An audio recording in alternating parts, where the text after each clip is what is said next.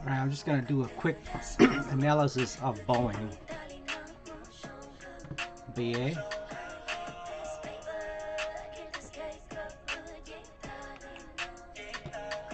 Possible swing trade or long position. I probably would want to take probably a call option on this one.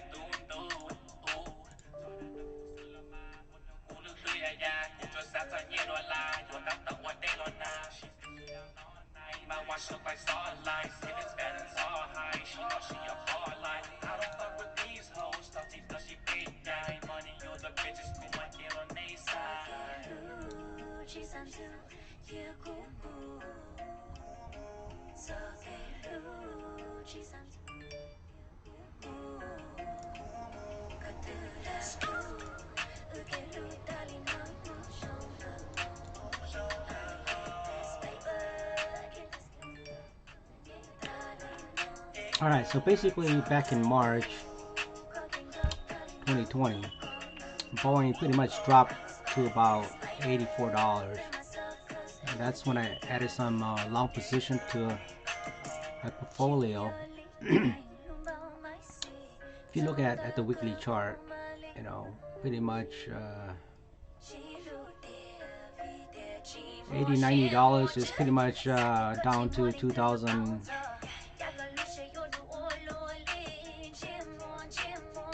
Pretty much 2013 price, right? So it dropped from about 442, 450 here. So all of that profit from 2013, you know, that rally up, if you are just holding and you're not doing anything, you're not even selling at this point in time, look at all that profit just went down the drain, right? All the way this way and stuff. So you'll be just watching your profit like boom. Yeah, that's bad, right? So as a day trader, when I see things like that, I probably not just gonna sit there and watch my profit go down the drain. Let's go back to the one-day chart.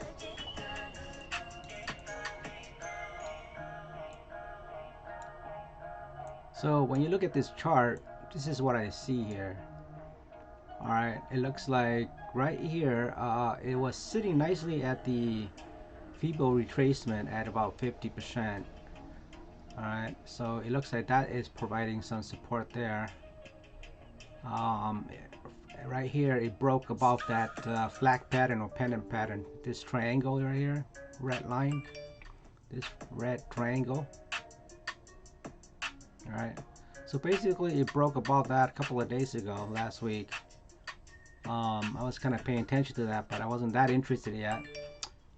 Here's my 20, and it looks like it's still trying to break that 20, and it actually broke above and closed above that 20 on the 19th, and then basically some correction here. So it went all the way as high as to about 137, and it went back down here about 132. Then Thursday went up to about $30.39, but it's still kind of struggling right here. So possibly we're looking at this $150. That's the 38.2% Fibo resistance level, possibly. Alright, and then if we have support here at 50%, so we're looking at about 137 to 150. It will be trading in between there somewhere.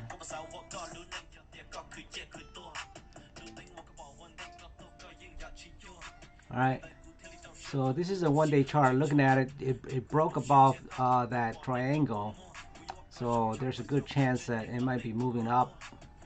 But the fact that here's my 200 moving average is way up there, and a candle from this point on has been trading pretty close to that 20 moving average. And that's one thing I don't like too much about it, because currently it's a downtrend and it's way below its 200 moving average.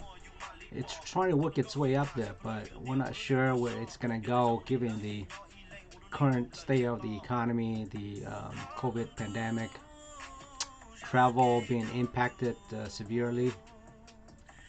And so, looking at the chart, if I were to trade the chart here, I'm looking at possible resistance level here, FIBO 38.2, which is about $150.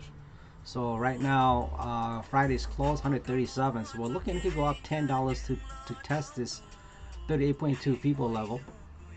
All right. So the FIB 38.2 is sitting right here, and the 50 is sitting right here. It looks like it's giving support um, to Boeing right now. Right. And so it's a good sign that it broke above my 20, broke above the triangle. And if you look at here, this is one of a kind that I set it up here. It looks like it's the RSI is actually broke above my red line. Here is another moving average. It's kind of like a secret sauce that I have right here that I pay attention to sometimes. Um, but if I were to look at this is how I look at it. I mean, I think a lot of people don't pay attention to this, but this is one of my own strategy that I use. You're probably not going to be able to find something like this on the internet at all. No YouTube video, nothing. But this is how I analyze this. Okay, I'm looking at from this point on. I'm gonna draw here some resistance right here. If you look at it right here, okay, some resistance at the RSI level. All right, it won't break above this. It'll come down. It won't break it. It come down. It won't break it. It come down. And here, it broke above it. All right, so you see these candles. So when I see this, when it break above here, if I was really interested in this, I would have jumped in when it broke above this red line here. This is a broke above the RSI rejection. It looks like at 44.76 there. It broke right above it. So I would have jumped on this candle, but the reason I didn't jump in is because obviously it's still trying to work above my 20, and it broke above the triangle. But you know, for me, I really like you know, looking at my strategy and my indicators that I use. So I was kind of still waiting. So this red here looks nice, but obviously it didn't close green, it closed red, and so I kind of skeptical. And then the next day you see that little, looks like just a doji, really no body, just a small wick up and small wick down with no body. That's not a good sign, especially with this you know, clutter here a little bit and stuff. But there are some good things. And so here's another thing that I would look at is pretty much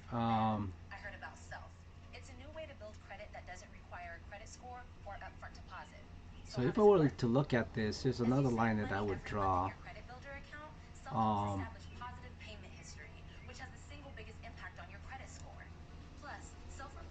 right. I will look at this green line here, and it looks like it goes up, but then we find some resistance right here at this RSI 51. It goes down, it goes back up there. It's trying to break it. It went higher, but again, it broke it. You cannot break this RSI resistance level here too. So you were still looking at that. Um, and so when I look at these things, I'm looking at to say possibly it could go this channel for a little while yet. Who knows? So it will be between, like I said, you know, it could go between this um, right here at the FIP 38.2, or up here, which is, no, this is the 50. Yeah, the FIP 50 and then 38.2 here. Okay, it could be between trading between these two level next week, absent obviously some sort of a press release or something just really good news or really bad news. I mean, I expect it to trade between probably about 135 to about 150 for next week, somewhere around there. Um, I'm looking for this here to break above my green line right here, and I would definitely, as soon as it break above that, I would love that. I would probably um, be more confident and comfortable in taking a larger position size there. Right. Uh, but as you can see, when over here, right, it went up, down, it tried to go up, it hit resistance here, RSI rejection, it went back down, hit RSI rejection, it went back down. Boom, and break above it. But here's the next level that is seems to have some rejection right here and stuff. All right, so pay close attention to those key level, fit retracement levels. Paid attention to the 20 to the 200, and so it broke above that 20 and that 50. So this is good. And so if you look at it, yeah, possibly a swing. So I probably like to do a swing on this one, a swing trade on it, but I probably don't want to buy the stock because last time like about 10,000 you get like 1,000 or 100 share in it, and a couple, $3-4 you're out kind of a thing. Um,